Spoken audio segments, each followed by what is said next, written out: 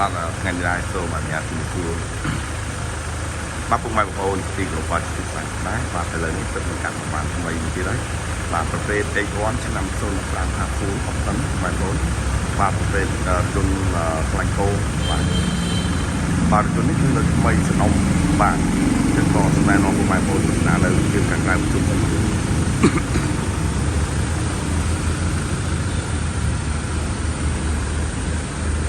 បាទយន្តនៅថ្មីពុកម៉ែថ្មីបាទកាត់ពីម្ចាស់ដើមគាត់ផ្ទាល់តែម្ដងពុកម៉ែបងប្អូនណា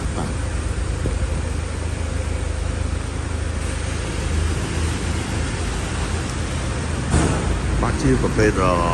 ថយន្តបាទខ្លាញ់គោស្រុកខ្មែរបងប្អូនបាទសម្រាប់ពុកម៉ែបងប្អូនដែលមានរំលងចង់បានរថយន្តប្រភេទ X1 បាទសូមកុំភ្លេចបាទជាមួយនឹងឃ្លាំងទិញរថយន្ត X9 បាទដែលមានទីតាំងនៅបណ្ដោយផ្លូវ2004ខាងបងនឹងស្តុកស្ថានសេនជូរីប៉ារ៉ាម៉ាត់ផងដែរបាទពុកម៉ែបងប្អូនបាទទៅតិចល្អបាទពុកម៉ែបងប្អូនបាទរថយន្តនេះគឺប្រើបានទាំងលេខដៃនិងលេខអូតូផងដែរពុកម៉ែបងប្អូនណាបាទគឺនៅថ្មីស្រស់ស្អាតទាំងក្នុងទាំងក្រៅតែម្ដងពុកម៉ែបងប្អូន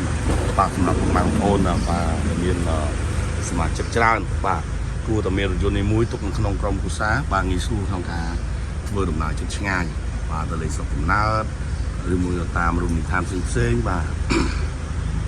បាទហើយចំពោះពុកម៉ែបងប្អូនដែលមានបំណងចង់ប្រកបអាជីវកម្មនោះគួរតែមានរថយន្តនេះផងដែរបាទដោយសាររថយន្តនេះគឺទុកអ្នកដំណើរបានច្រើនអញ្ចឹងបាទសម្រាប់ពុកម៉ែបងប្អូនយកទៅដឹកភ្ញៀវទៅអីគឺអេមតែម្ដងបាទពុកម៉ែបងប្អូនបាទចំពោះរថយន្តនេះគឺប្រើ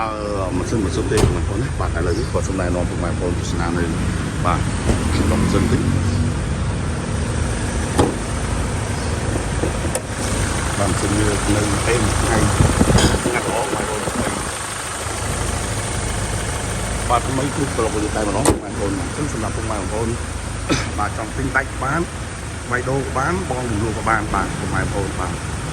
ទូនេះក៏លក់ជូននៅក្នុងតម្លៃពិសេសផងដែរបាទចំពោះពុកម៉ែបងប្អូនមកទិញទៅហ្វ្រីការជួលជូនពុកម៉ែបងប្អូនផងតែម្ដង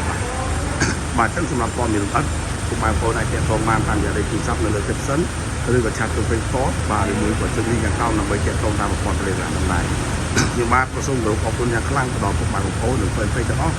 និងអតិថិជនទាំងចាស់ថ្មីបាទតែតែទុកចិត្តជឿជាក់មកដល់ឃ្លាំងទិញលក់រថយន្ត Top 9បាទសូមពុកម៉ែបងប្អូនជួយ like ជួយ share អ្នកមួយជួយ follow ពីខ្ញុំបាទ channel YouTube ខ្ញុំបាទគឺឃ្លាំង9វាបាទសូមពុកម៉ែបងប្អូនជួយ like ជួយ subscribe អ្នកមួយផងបាទសូមអរគុណបាទទីចុងក្រោយសូមចូលរួមគ្រប់ច្បាប់ចរាចរណ៍ទាំងអស់គ្នាបំណងល្អពីឃ្លាំងទិញលក់រថយន្ត Top 9ផងដែរបាទសូមអរគុណបាទ